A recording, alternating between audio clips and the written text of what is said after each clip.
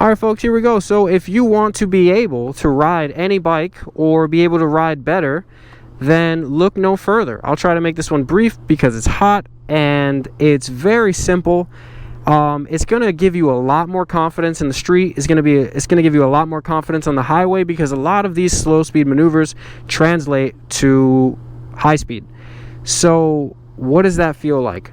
What's intimidating a lot of the time about riding a motorcycle is the sheer weight of it. So you're not really going to expect it until you get on one, but that's what makes everything scary when you're on turns and so on and so forth, or stop and go traffic. That's where you see most people waddling and whatnot, because for the most part, when you see people on a highway, no matter who they are, they kind of look like they know what they're doing. And that's because they're going in a straight line. Where you're able to determine whether someone is a skilled rider or not, or someone knows what they're doing, is when you see them on a corner, when you see them on a lean, or when you see them in stop and go traffic, if they don't waddle and whatnot, and they just, overall seem confident with turns, intersections, everything that it means to, ride a motorcycle.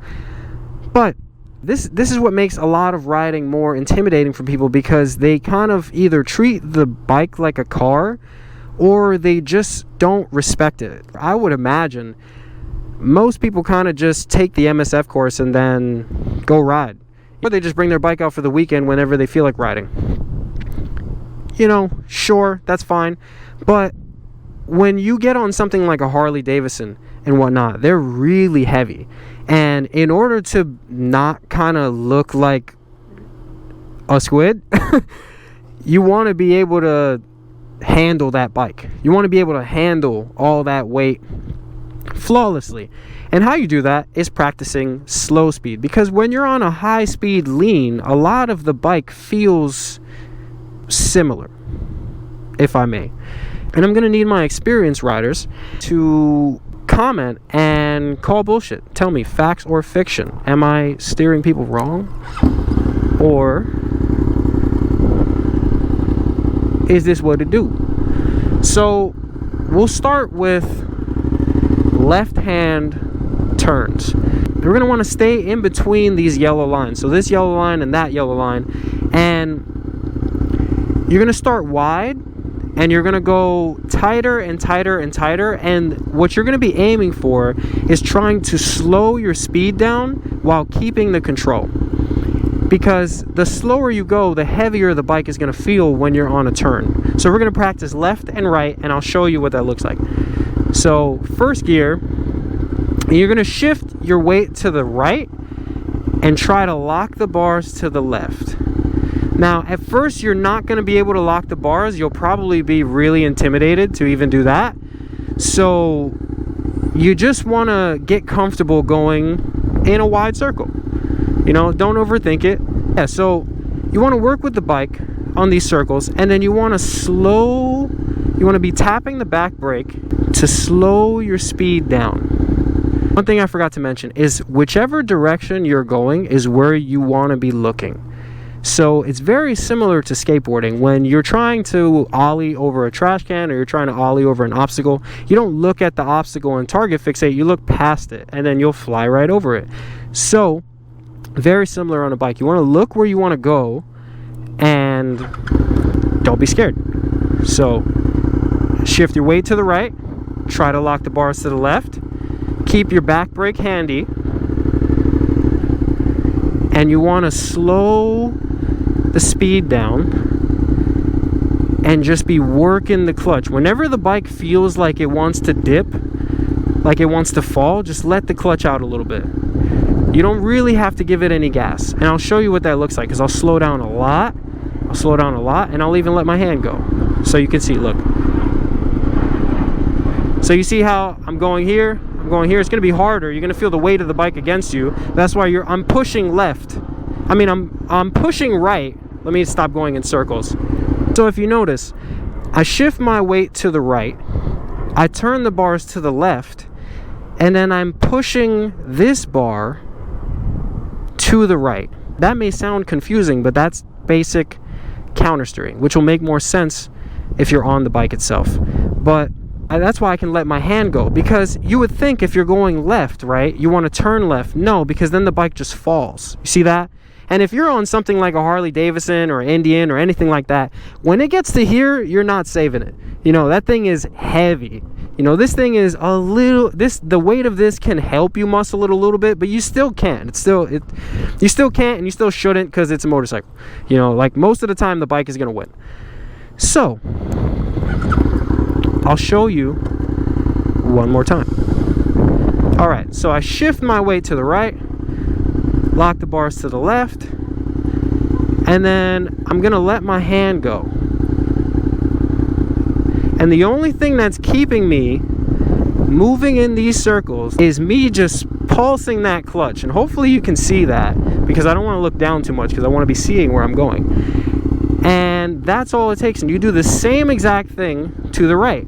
Shift your weight to the left, try to turn the bars to the right. And again, let me get in the circle actually. Get in the circle! Okay, so right side, shift to the left, push the bars to the right.